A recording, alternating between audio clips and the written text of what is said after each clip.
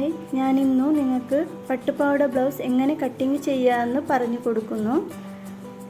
ബ്ലൗസിൻ്റെ നീളം 18 + 1.5 + 1.5 പറയുന്നത് സ്റ്റിച്ചിങ്ങിനാണ്. ബ്ലൗസിൻ്റെ വീതി 7 + 2 എന്നത് സ്റ്റിച്ചിങ്ങിനാണ്.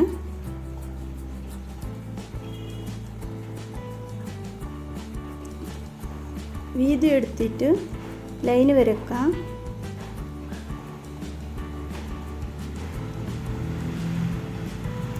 ബ്ലൗസിൻ്റെ shoulder to shoulder 6, 1 shoulder 3, folding സൈഡിൽ നിന്ന് 6 എടുക്കാം. പിന്നെ ആ മാർക്കിൽ നിന്ന് ഇങ്ങോട്ടേക്ക് 1 ഷോൾഡർ എടുക്കാം. പിന്നെ ഇത് കൈക്കുഴിയാണ്. ആം ഹോൾ 5 എടുക്കാം. 5 എടുത്തിട്ട് ലൈന് വരക്കാം.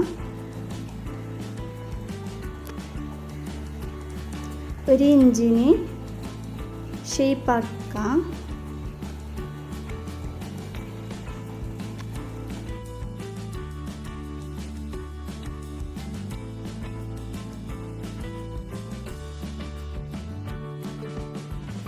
ഇനി ഞങ്ങൾക്ക് നെക്ക് എടുക്കാം. ഫ്രണ്ട് നെക്ക് 4.5, വീതി 3, ലൈന് വരച്ച് കൊടുക്കാം.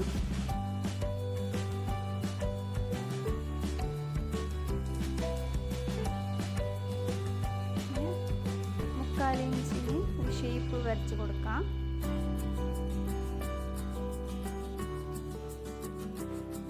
ഞങ്ങൾ ടക്സിന് മാർക്കാക്കാം. ടക്സ് 3.5 ഫോൾഡിങ് സൈഡിൽ നിന്ന്. ടക്സിൻ്റെ നീളം ഞങ്ങൾ സ്റ്റിച്ചിങ്ങിന് താഴെ 1 ഇഞ്ച് വിട്ടിട്ട് മടക്കിയിട്ട് അടിക്കണം. 1 ഇഞ്ച് അത് വിട്ടിട്ട് മീത്ത ഞങ്ങൾ 6 ഇഞ്ചിന് ടക്സ് എടുക്കാം. ടോട്ടൽ 7 ഇഞ്ച് എടുക്കാം.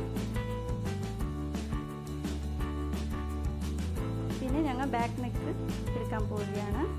ബാക്ക് നെക്ക് 5.5 അത് ഒരുമിച്ച് എടുക്കുന്നതാണ്. കട്ട് ചെയ്യുമ്പോൾ വേറെ ആയിട്ട് കട്ട് ചെയ്യുന്നതാണ്. ഇതിൻ്റെ വീതിയും 3 ആണ്.